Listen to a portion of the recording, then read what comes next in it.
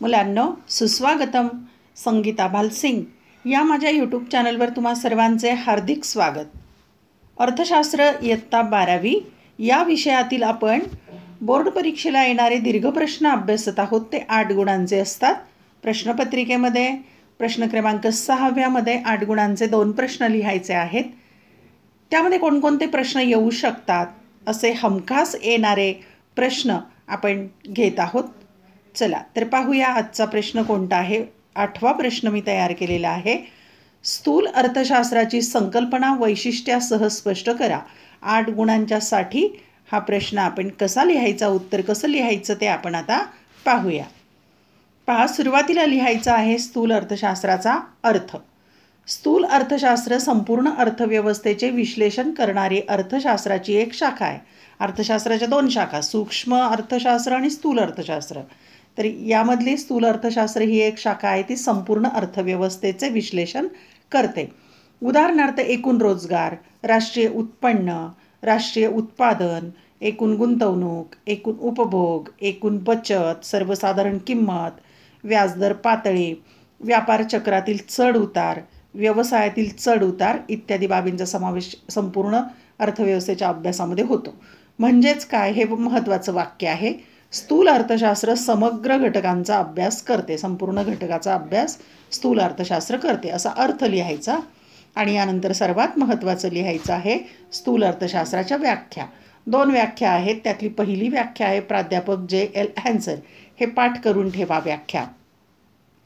स्थूल अर्थशास्त्र ही अर्थशास्त्राची अशी शाखा आहे की ज्यात एकूण रोजगार, एकूण बचत, एकूण गुंतवणूक, राष्ट्रीय उत्पन्न यासारख्या मोठ्या समुच्चयाचा व त्यांच्यातील परस्पर संबंधांचा विचार करण्यात येतो.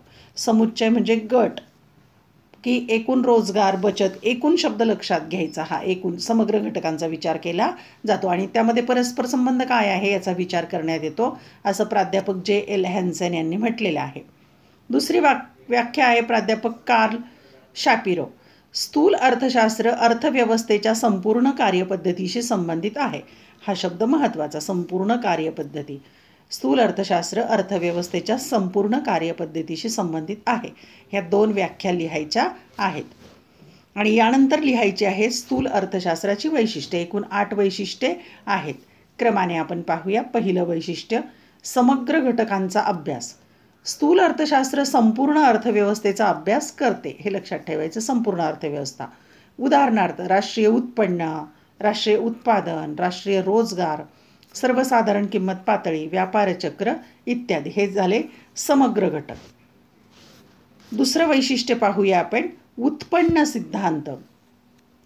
स्थूल अर्थशास्त्र राष्ट्रीय उत्पन्नाची संकल्पना, त्याचे विविध घटक, मापन पद्धती आणि सामाजिक लेखांकनाचा अभ्यास करते. म्हणजे स्थूल अर्थशास्त्रामध्ये राष्ट्रीय उत्पन्नाच्या संकल्पना, मापन पद्धती, त्याचे घटक याचा अभ्यास करते. म्हणजेच संपूर्ण देशाचं राष्ट्रीय उत्पन्न, समग्र घटकाचा अभ्यास करते. ते एकूण मागणी व एकूण पुरवठ्याशी संबंधित आहे. एकूण मागणी आणि एकूण पुरवठ्याशी संबंधित आहे. तसेच राष्ट्रीय उत्पन्नातील चढ उतार, म्हणजे राष्ट्रीय उत्पन्न कमी जास्त कसं होतं आहे, व्यापार चक्रातील तेजी मंदी यांच्या कारणांचे व बदलांचे स्पष्टीकरण करते. म्हणजेच उत्पन्न सिद्धांताचा अभ्यास करते. जसं सूक्ष्म अर्थशास्त्रामध्ये मूल्य सिद्धांताचा अभ्यास केला जातो आणि स्थूल अर्थशास्त्रामध्ये उत्पन्न सिद्धांताचा अभ्यास केला जातो. हा मुद्दा महत्त्वाचा आहे. क्रमांक 3चं वैशिष्ट्य आहे सर्वसाधारण समतोलाचे विश्लेषण. स्थूल अर्थशास्त्र एकूण घटकांच्या वर्तनाशी आणि त्यांच्या कार्यपद्धतीशी संबंधित आहे. एकूण घटकांचा अभ्यास करते म्हणून एकूण घटकांचं वर्तन आणि त्याची कार्यपद्धती याच्याशी संबंधित आहे. सर्वसाधारण समतोल संपूर्ण अर्थव्यवस्थेतील मागणी, पुरवठा व किंमत यांच्या वर्तनाशी निगडीत आहे. सर्वसाधारण समतोल म्हणजे काय, तर एकूण मागणी, एकूण पुरवठा आणि सर्वसाधारण किंमत यांचं वर्तन आणि कार्यपद्धतीशी संबंधित आहे. जसं सूक्ष्म अर्थशास्त्र एका वस्तूची किंमत किंवा एका वस्तूची मागणी, पुरवठा याचा विचार करते. पुढचं वैशिष्ट्य आहे 4थं, परस्परावलंबन. परस्परावलंबन म्हणजे एक घटक दुसऱ्यावर अवलंबून आहे असा त्याचा अर्थ होतो. स्थूल विश्लेषणात हे एकूण आर्थिक चले, उदाहरणार्थ उत्पन्न, उत्पादन, रोजगार, गुंतवणूक, किंमत पातळी यासारख्या आर्थिक चलांचे परस्परावलंबन लक्षात घेतले जाते. म्हणजे हे सर्व घटक एकमेकांवर अवलंबून आहेत, त्याला म्हणायचं परस्परावलंबन. उदाहरणार्थ गुंतवणूक पातळीत होणाऱ्या बदलांचा अंतिम परिणाम उत्पन्न, एकूण उत्पादन, रोजगार, अखेरीस आर्थिक वृद्धीच्या पातळीवर होतो. म्हणजे गुंतवणुकीचा परिणाम वेगवेगळ्या घटकावर होतो. उत्पन्नावर होतो, उत्पादनावर होतो, रोजगारावर होतो आणि आर्थिक वृद्धीवर देखील होतो. म्हणजे सर्व घटक एकमेकांशी संबंधित असतात आणि ते परस्परांवर अवलंबून असतात. त्यांचा एकमेकांवर परिणाम होतो. क्रमांक 5 आहे राशी पद्धत. राशी पद्धतीत एका घटकाचा अभ्यास नसून संपूर्ण अर्थव्यवस्थेचा अभ्यास केला जातो. राशी म्हणजे अनेक घटक एकत्र असणं. एका घटकाचा अभ्यास नसून अनेक घटकांचा अभ्यास असतो.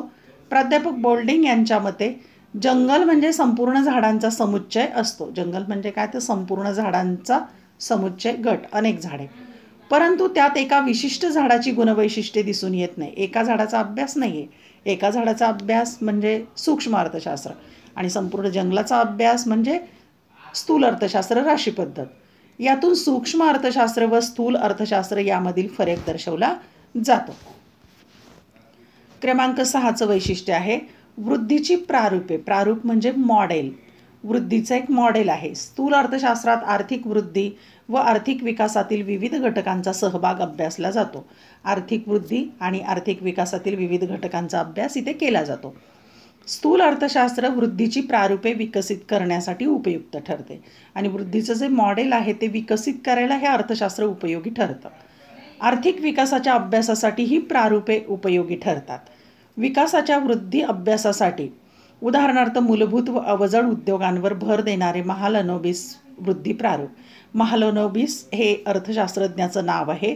दुसऱ्या पंचवार्षिक योजनेमध्ये यांनी मूलभूत व अवजड उद्योगांच्या विकासावर भर दिलेला होता. ते एक मॉडेल होतं, प्रारूप होतं.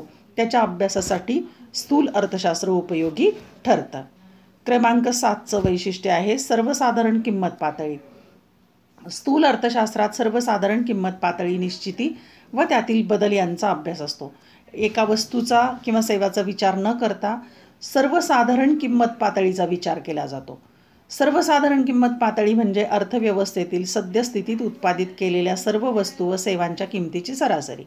म्हणजे सर्वसाधारण किंमत पातळी कशाला म्हणायचं, तर अर्थव्यवस्थेतील जेवढ्या वस्तू आणि सेवा निर्माण झाल्या त्यांच्या किमतीची सरासरी असते, त्याला म्हणायचं आहे सर्वसाधारण किंमत पातळी. त्याचा अभ्यास स्थूल अर्थशास्त्रात केला जातो. आणि शेवटचं वैशिष्ट्य आहे धोरणाभिमुख. लॉर्ड केन्स यांच्या मते, केन्स हे अर्थशास्त्रज्ञाचं नाव आहे, स्थूल अर्थशास्त्र हे आर्थिक समस्या सोडविणाऱ्या धोरणांची चर्चा करणारे शास्त्र आहे. आर्थिक समस्या कशा सोडवायच्या, त्याची धोरणं कशी आखायची याची चर्चा या अर्थशास्त्रामध्ये केली जाते. उदाहरणार्थ भाववाढ नियंत्रण, रोजगार निर्मिती, अर्थव्यवस्थेला मंदीतून बाहेर काढणे इत्यादी. म्हणजे या ज्या समस्या आहेत याबाबत धोरण आखणं, नियोजन करणं हे स्थूल अर्थशास्त्रामध्ये केलं जातं. की भाववाढ कशी नियंत्रित करायची, रोजगार निर्माण कसा करायचा, मंदीच्या अर्थव्यवस्थेतून बाहेर कसं काढायचं आहे अर्थव्यवस्थेला. अशा प्रकारे धोरणाभिमुख असं हे स्थूल अर्थशास्त्र.